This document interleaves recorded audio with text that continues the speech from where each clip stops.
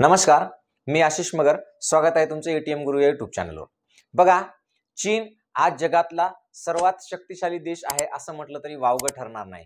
किंवा जगामध्ये ज्या महासत्ता आहेत त्या महासत्तांपैकी एक चीन आहे. पण चीन पूर्वी असा नव्हता. म्हणजे अगदी मागच्या 30 वर्षापूर्वीच पाहायचा जर विचार केला आपण तर 1980 ला 30 ते 40 वर्षापूर्वी म्हणजे 1980 ला चीन मधली 90% लोक ही दारिद्र्य रेषेच्या खाली होती. किती टक्के? 90%. आणि चीनचा 1980 ला जागतिक जीडीपी मध्ये फक्त 0.2% इतका वाटा होता. म्हणजे नगण्य होता, काहीही वाटा नव्हता. एवढंच काय तर चीनमध्ये 1959 ते 1961 या 3 वर्षामध्ये 4 कोटी लोक फक्त आणि फक्त खायला काही नाही भेटलं म्हणजेच उपासमारीने मेले. किती? 4 कोटी लोक. मग चीननं असं काय केलं की पुढच्या 30 वर्षामध्ये म्हणजे 1980 पासून 2010 पर्यंत या 30 वर्षामध्ये चीननं असं काय केलं की चीन जगातला सगळ्यात शक्तिशाली देश किंवा जगातल्या महासत्तांपैकी एक देश म्हणून उदयास आला. है की नाही? पहा, दुसरं महायुद्ध जेव्हा संपलं 1949 ला, तर या दुसऱ्या महायुद्ध संपण्यापूर्वी चीननं आणि जपाननं या दोघांमध्ये युद्ध चालू झालं होतं. आणि या युद्धांमध्ये चीननं काय केलं होतं? मित्र राष्ट्राकडून सहभाग घेतला होता. म्हणजेच मित्र राष्ट्र म्हणजे कोण? तर इंग्लंड, फ्रान्स, रशिया यांची जी काय म्हणतात आपण त्याला एकत्रितरित्या सैन्य लढलं होतं. त्यांना आपण मित्र राष्ट्रांचा गट असं म्हणतो. तर या गटाकडून चीन लढला होता. या चीननं जपानचा या मित्र राष्ट्रांसोबत मिळून पराभव केला. परंतु या पराभव करत असताना यामध्ये चीनचे जवळपास 30 लाख सैनिक मृत्युमुखी पडले. 30 लाख सैनिक मृत्युमुखी पडल्यानंतर 1949 ला जेव्हा चीनचा विजय झाला तेव्हा चीनचा हा विजय फार काळ टिकला नाही. कारण हा विजय झाला आणि लगेच 2 ते 3 महिन्यामध्ये चीनमध्ये गृहयुद्ध सुरू झालं. म्हणजे यात घरातल्या घरात जे युद्ध होतं ना, म्हणजे देशातल्या देशामध्ये, तसं चीनच्या 2 पक्षांमध्ये खूप मोठ्या प्रमाणात युद्ध सुरू झालं, कलह सुरू झाला. आणि ते होतं एक कम्युनिस्ट पार्टी ऑफ चीन म्हणजे China, communist party of China आणि एक नॅशनलिस्ट पार्टी ऑफ चायना, या 2 मध्ये हे युद्ध सुरू झालं. याच्यामध्ये कम्युनिस्टांनी काय केलं की नॅशनलिस्ट पार्टीवाल्यांचा खतरनाक पराभव केला, त्यांच्या कतली घडून आणल्या, त्याला सळो की पळो करून सोडलं. ते जीवाच्या आकांताने त्यांचे नेते आणि काही कार्यकर्ते डायरेक्ट चीनमधून एका निर्जन म्हणजे चीनच असलेल्या एका भागावर जिथे की कोणीच राहत नव्हतं, निर्जन बेट होतं, त्या बेटावर जाऊन राहायला लागले. आणि ते बेट होतं आणि त्या बेटावर जाऊन राहिल्यानंतर त्या बेटाचं नाव किंवा त्या देशाचं नाव झालं तायवान. तायवान नावाच्या बेटावर जाऊन राहिले होते आणि नंतर मग तायवान नावाचा देशच एक वेगळा झाला चीनमधून. आणि मग अशा प्रकारे चीनमध्ये आता कोणीही म्हणजे विरोधी पक्ष उरला नव्हता. त्याच्यामुळे कम्युनिस्टांचं सरकार आलं आणि या कम्युनिस्टांच्या सरकारमध्ये पहिल्यांदा जो तिथला राष्ट्राध्यक्ष झाला म्हणजे चीनचा जो अध्यक्ष झाला होता तो होता माओ झेडॉंग. त्याचं नाव होतं माओ झेडॉंग. आता माओ झेडॉंग जो होता हा अत्यंत म्हणजे काय म्हणता येईल त्याला क्रूर व्यक्ती होता. बरं, क्रूर तर होताच होता, पण तो मूर्ख सुद्धा तेवढाच होता. त्यांनी काय केलं? आपल्या विरोधातल्या प्रत्येक माणसाला संपवण्याचा घाट घातला. जो कोणी त्याच्या विरोधात बोलल त्याला त्यांनी त्रास द्यायला सुरुवात केली, त्याचा छळ करायला सुरुवात केली. एवढंच नव्हे तर त्यांना मारायला सुद्धा सुरुवात केली. आता हा जो झेडॉंग होता, हा झेडॉंग इतका मूर्ख होता. याच्या मूर्खपणाचं एक उदाहरण द्यायचं झालं तर तुम्हाला सांगतो. बघा, चिमण्या अन्न खूप खातायत म्हणून त्याने काय केलं? एक कायदा काढला आणि सांगितलं की चिमण्यांना मारून टाका.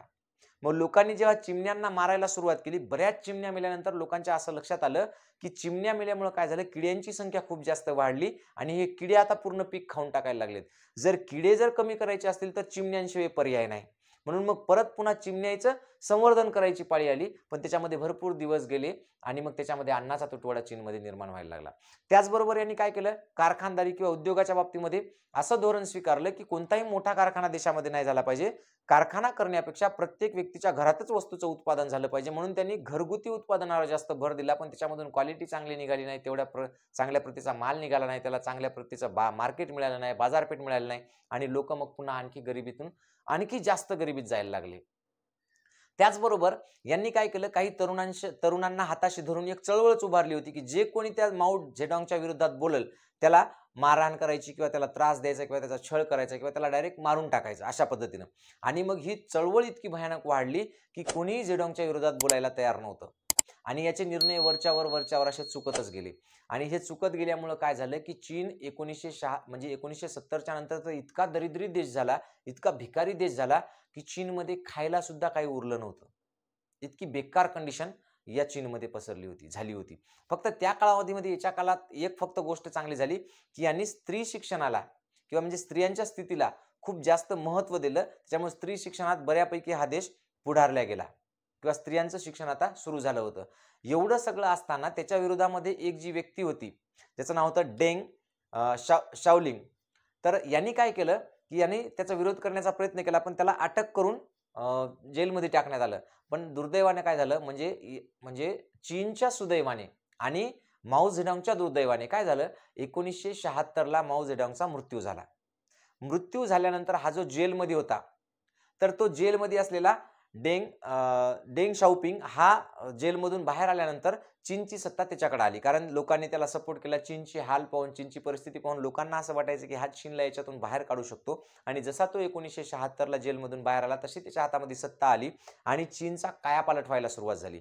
सुरुवातीला सगळ्यात आधी काय केलं, तर त्यांनी ज्या जमिनी होत्या सरकारच्या नावावर, म्हणजे माओ झेडॉंगनं काय केलं होतं, सगळ्या जमिनी शासनाच्या नावावर करून घेतल्या होत्या आणि लोक फक्त मजुरी करायचे त्याच्यावर. पण त्यानं तसं न करता त्या जमिनी काय केल्या, सरकारच्या मालकीच्या राहू दिल्या, पण त्या लॉंग टर्म म्हणजे 20-20 वर्षाच्या, 25-25 वर्षाच्या करारानं शेतकऱ्यांना दिल्या आणि त्यांना त्याच्यामध्ये स्वातंत्र्य दिलं, की तुम्ही कोणतेही पीक घेऊ शकता, कोणत्याही प्रकारचं उत्पादन करू शकता, फक्त एक ठराविक काही जेवढं कर असतो तेवढा कर फक्त शासनाला भरायचा. आणि अशा पद्धतीने मग चीनचं काय झालं, उत्पन्न वाढायला लागलं. आणि चीनचं उत्पन्न वाढल्यानंतर बऱ्याचशा गोष्टी त्यानं सगळ्यात महत्त्वाच्या काय केलं, की त्याच्या उत्पन्नामधला जो काही भाग होता तो सगळ्यात जास्त खर्च त्यानं 5 गोष्टीवर केला बघा. त्या 5 गोष्टी कोणत्या, तर सायन्स, टेक्नॉलॉजी, इंजिनिअरिंग, गणित आणि स्पेस टेक्नॉलॉजी. या 5 विषयांवर त्यांनी इतका जास्त भर दिला, शिक्षणावर इतका जास्त भर दिला, की त्यांनी 1986ला चीनमध्ये मोफत आणि सक्तीचं शिक्षणाचा कायदा केला. भारतामध्ये तो कायदा व्हायला 2009 साल उजाडलं, जो चीनमध्ये 1986लाच झालेला होता. बरोबर आहे. त्यानंतर 1980ला, त्यापूर्वीच म्हणजे 76ला सत्तेत आल्यानंतर 1980लाच सेज ही संकल्पना, म्हणजे इकॉनॉमिक झोन जे असतात किंवा फॉरेन मधून जे लोक येतात आणि ज्यांना आपण जागा जमीन देतो, कंपन्या टाकतात, तर त्या लोकांना त्यांनी काय केलं, खूप खूप जास्त सवलती दिल्या. त्याचबरोबर चीनमधल्या शिक्षणामध्ये स्किल डेव्हलपलं शिक्षण दिलं, म्हणजे 4 ते 5 वर्षामध्ये लोकांचं स्किल डेव्हलप केलं, म्हणजे त्यांच्यामध्ये कौशल्य प्राप्त केलं आणि मग हे मजूर त्यांना स्वस्तात मिळू लागलं. म्हणून चीनमध्ये परकीय गुंतवणूक खूप जास्त वाढली आणि त्याच्यामुळे चीनचा विकास खूप झपाट्यानं झाला. त्याचबरोबर इंजिनिअरिंग आणि मोठमोठे उद्योग यांना सुद्धा चीनने खूप जास्त भर दिला. त्याच्यामुळे चीनचं उत्पन्न वाढतच राहिलं. भारताचा आणि चीनचा जर विचार केला तर साधारणतः पहा, 2005चा जर विचार केला तर 2005ला भारताच्या जीडीपीचं, म्हणजे भारताचं एकूण राष्ट्रीय उत्पन्न काय होतं 2005 मध्ये, तर $2,953 बिलियन होतं. $2,953 बिलियन. चीनचं किती होतं 2005ला, तर 2005ला चीनचं होतं $5,054 बिलियन. म्हणजे पहा, याचं जवळपास भारताचं होतं 3,000 आणि चीनचं होतं 2,000, म्हणजे $2,000चा फरक होता. त्यानंतर 2015 मध्ये कंडिशन काय आली, की भारताचं झालं 5,500, म्हणजेच 3,000चं 5,500, म्हणजे 1,500 वाढलं पुढच्या काही दिवसामध्ये. तर चीनचं झालं 12,000च्या वर गेलं. पण 2015ला भारताचं जे 5,500 होतं ते 2022 मध्ये 6,000 पर्यंत येऊन पोहोचले, म्हणजे फक्त $400 ते $500 बिलियन एवढंच वाढले 2015 पासून 2020 पर्यंत. पण चीनचं मात्र 18,000 बिलियन एवढं जीडीपी झाले किंवा एकूण राष्ट्रीय उत्पन्न झालं. म्हणजे चीनची वाढ जी आहे ती झपाट्याने होते आहे आणि भारताची मात्र 2015 पासून जवळपास थांबल्यासारखी आहे. आता तुम्ही म्हणाल की सर मग तुम्ही याच्यात कोणाच्या विरोधात बोलतायत का काय किंवा काय नाही. काँग्रेसच्या काळामध्ये किंवा 2014च्या आधीच्या काळामध्ये भारताचं उत्पन्न दरवर्षी वाढत होतं. पण 2015 पासून भारताच्या राष्ट्रीय उत्पन्नामध्ये, तेही उत्पन्न मोजण्याची पद्धती बदलून सुद्धा, आर्थिक आधारभूत वर्ष बदलून सुद्धा भारताचं उत्पन्न वाढत नाहीये. ही खूप मोठी धोक्याची घंटा आहे. आज चीन जगातली महासत्ता आहे, भारतापेक्षा उशिरानं कामाला लागून, पण भारत मात्र सध्या अशा कंडिशनमध्ये आहे की जागतिक हंगर इंडेक्समध्ये भारताचा नंबर 129वा आहे, म्हणजे बांगलादेशचा नंतर आपला नंबर आहे.